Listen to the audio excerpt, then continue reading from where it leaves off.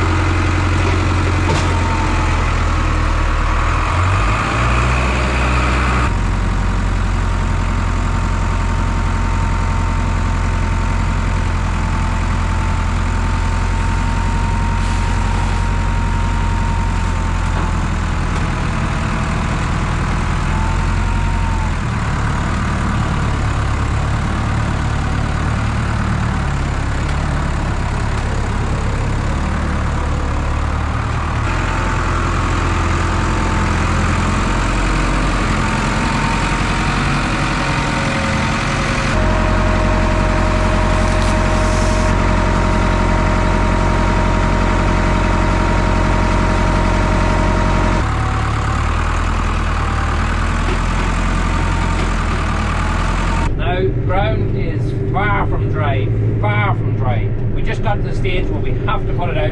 Today is April Fool's Day, and once you hit that time, I'm just looking at the weather forecast for next week. It's supposed to be really bad weather. It's supposed to get really cold, snow, sleet, hailstones, everything's going to be flung at us. So I know the ground already is very wet.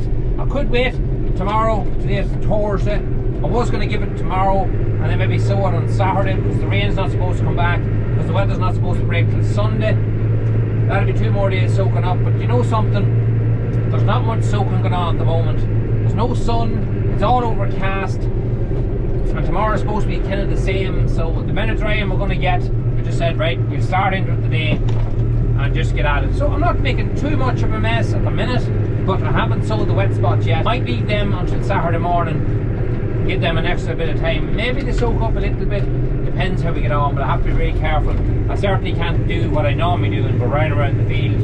I'm not doing that. I'm sowing the field in a certain way. Any place that's kind of wet, I'm coming downhill rather than going uphill. Yeah, it's a struggle. This spring is a struggle to get things done, but at least if we can get the fertiliser on the ground, it takes a little bit of pressure off your mind. You're always thinking about getting your fertiliser out for your silage ground, get it growing. It's time it was out, and if you miss a window, then it's just every day you're looking at it. So hopefully the rest of this day will work out. It's just going to 2:30 here now. I have another ton at home, and I'll go up to the local co-op if I get time and get another ton. That'll only leave me with about 5 acres to sow tomorrow, or leave it until Saturday evening, as long as I can possibly leave it, the wet spots, and see how we get on then. But I just have to be really careful where I go. Just trying to find where I left off here. have it here now. Yeah.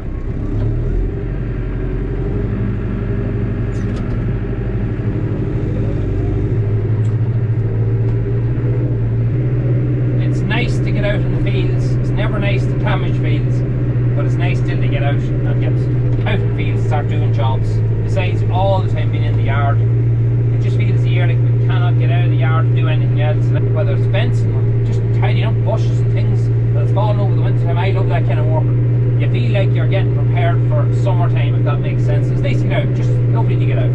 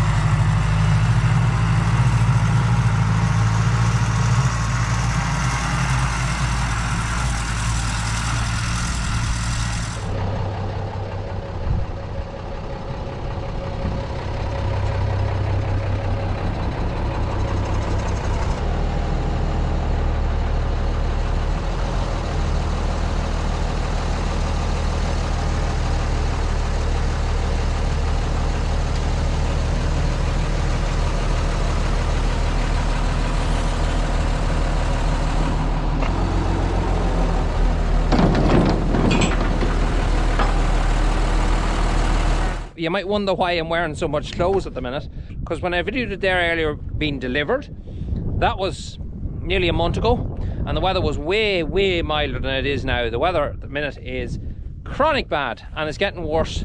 Yesterday, I know, talking to different farmers and talking to our AI man that came as well, seemingly there was a lot of cattle lost yesterday with tetany and different things, because it was just a woeful, absolute woeful bad day. There was an inch of snow on the ground when I got up yesterday morning. I kept my cows in for a while and then let them out. I took them back in after a few hours again. They were shaking themselves, they were perish cold.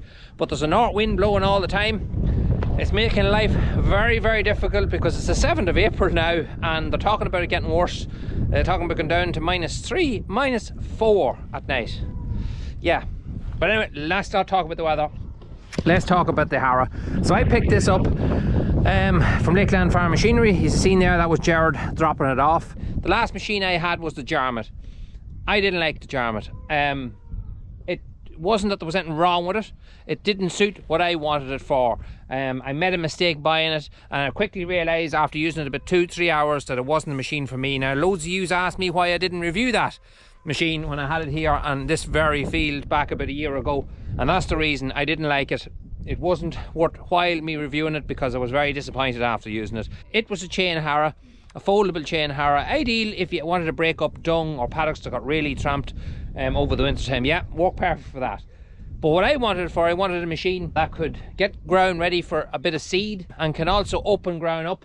Where you see there's a lot of chickweed in some parts of our fields, and I want to be able to kind of run over that and kind of rake that chickweed out and kind of just open the ground up, give it a bit of a lift and a bit of an opening up. So this wasn't the first machine that I looked at.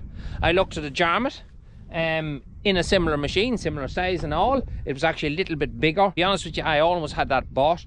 But speaking to Lakeland about this Rakeman, I got more and more interested in it because it's Irish built. It just looked a better machine. It looked stronger built. I like that these things are all galvanized.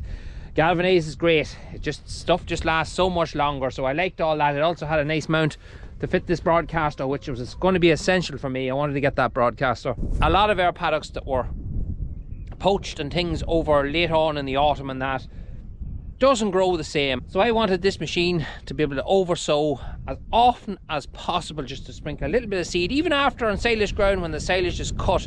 I've seen guys that have these and I've spoke to them, and they have said it's just changed their whole grass system on their farms. It has increased their grass yields. I bought this machine at exactly what the price of it was. I bought it with my own money. It's not sponsored in any shape or form. I don't have to do any reviews on it or nothing. It's my machine. The last Harrow I had, the chain Harrow I had, thankfully the guys, this is what I say about Lakeland, They give me exactly what I paid for it back, because I only used it for an hour or two. They said if it doesn't sell, we'd hire it out. We're not going to be at any loss on it anyway, so we'll give you your money back for it, and you can put it towards this machine. The APV was separate. Those of you that know, there can be an expensive little broadcaster, but I got a plate with it, and I'm already making a frame to fit on the back of my quad as well, fit to use on this and on my quad if I want. You'll often see there me hand sewing bits and pieces. I like to get my grass in good order. I don't like bare patches, and this one is sitting on at the minute is exactly where the big tree was removed from. I have it all cleaned up. The tree is gone now. We're up at that drinker, so I'm going to be sowing grass seed on it. For the start of this video, I'm going to be running it up and down here in a few places where there's a lot of chickweed and stuff and old grass. I'm going to run it up and down there a few times in a few different areas just to clean the silage fields up, and then we're going to be filling the seed. I have a bag of seed with me, and we're going to be harrowing some seed into this. It'll take me a wee while to get used to using this. I've never used one before. The controls I already have fitted. I fitted them yesterday myself on the tractor. I just have to get used to knowing what the right settings is so that the seed doesn't get flung out past the place where it's going to be harrowed. I want all that stuff harrowed in. There's a wind every day. I've waited and waited and waited, and you just can't get rid of this wind, and it's not ideal when you're sowing grass seed to have a wind like this, but look at, you just have to go on with it. It's the 7th of April. If we don't do it now, we'll never get it done. And the frost, some people may say it's just given -4, -5. Yeah, not going to do it any good either. But again, we need to do what we're going to do now in the silage fields, because now we need to be closing the gates and letting the fields alone and let them grow for silage. So if it doesn't grow, I'll do it again. It's no big odds. We're only going to put a small seed on it. It's just the weather's not playing ball, and we have to get on with it. So Nicole's with me. She's going to be doing the filming for me while I'm driving up and down. Can't bring the drone out today. It's just too windy. So let's get to it.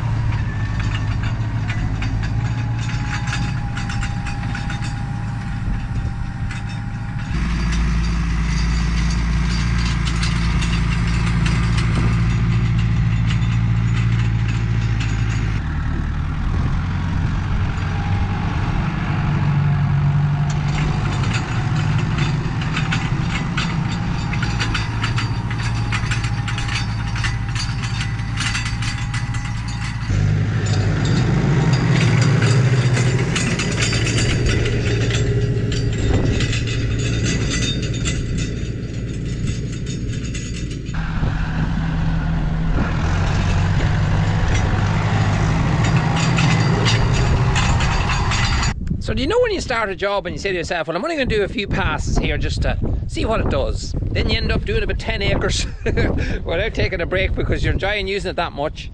Well, that's what I've done. I've done about 10 acres here. The results are brilliant. They speak for themselves. Look at the amount of chickweed it has ripped out of the field.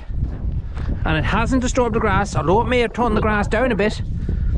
It hasn't disturbed the grass itself. And that's what you need. If you can get the chickweed ripped out enough, like here, if you can get it ripped out enough like that there, that the grass gets a chance to beat it to it, then the chickweed will die. That will kill it. Grass will smother it if it gets a chance. That's the idea of what we're doing today. A lot of old grass came up as well, especially further down towards the bottom of the field where it's a bit drier, and the grass then will stand back up again, beat it to it, and hopefully we'll have a lovely field of grass come time when we go to cut silage.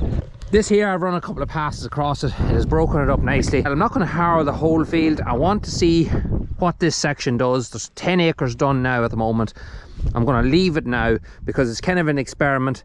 I want to see what this is going to be like come silage time, and I will pick it up and let you guys know how it is done. You have a few adjustments here. You take out a bolt on this side here, and you have a couple of adjustment holes. You can pull this handle back and forth, whatever way you like, to be as aggressive as you like. But I have it kind of just trickling on the top of the ground. I don't want to really dig in too much into it. So where did I see this machine before? I've used one before. A contractor had, the time we were putting in seed. You have to be careful putting in seed with them, because sometimes it tends to put the seed too far down into the ground. So you really only want to trickle on the top of the ground. I did put seed in at home. It took a little longer to come, I'll be honest with you, but it all came. But I did see it on Tom Pemberton's video. If you look back, you'll see a video of Tom harrowing, grass harrowing his fields. I got speaking to Tom about it, and yeah, he seemed to like the system. It was taking out the old weeds and things that we were having here in our fields for him, and that's what left my decision on buying this Very easy. So this is the controls for it here, but all I did, fix a bracket that's there, and it pulls up and slots back down again. I have it wired here for a 3-point plug, so I can plug it straight in there, and that gives me the power, and then the cable just connects straight to it. It's very straightforward. I'll power up the tractor here now. We plug in our plug. Go. We turn her on. There's coming on. I don't know if you guys can hear that, but it is spinning away there now like mad at the moment. But I'm going to put it on setting number 1, which would be the slowest setting. And this by here, you set your adjustment just like you do on a fertiliser sower. You have a little slot that you can move with a grub screw or thumb screw, whatever you want to call it, and you can slot the thing in and out. And then when you open it, and then close it, and open it, and close it. It's basically very straightforward. The lid off here. Electric motor that sits inside, completely protected from the elements. And then you have your little thing down there, if you can see it, little slider. The very bottom is stainless steel that pops in and out, and a little rotor then that just moves the stuff around as you're using it.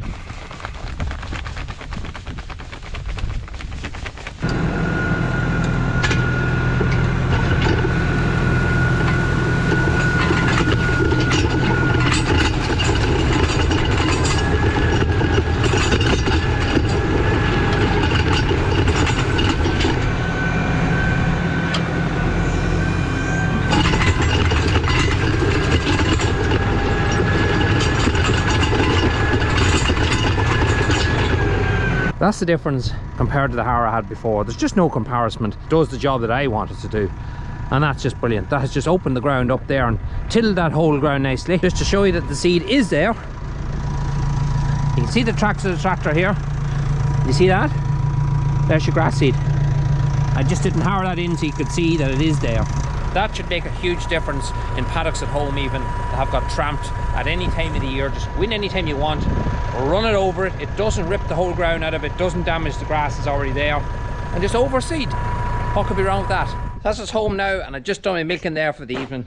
For some reason in the past 2-3 years it's covered in chickweed. I can't understand it because we have sprayed against it and everything. It just seems to have bloomed and went from one field to the other. It's probably gone through the slurry, but can't understand it because it's not reseeded ground, and normally you'd see it in reseeded ground, you'd spray it, you get it et off the field, grass would come and smother it and it'd be gone.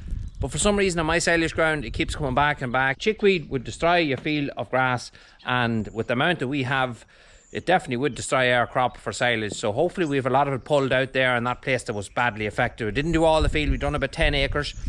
I just want to see trial and error how this turns out. I have a feeling it will be a good job, but ground is still wet and I don't want to tramp my silage ground anymore. It's time now for it to grow. So that's it, that's what I replaced my jarmet.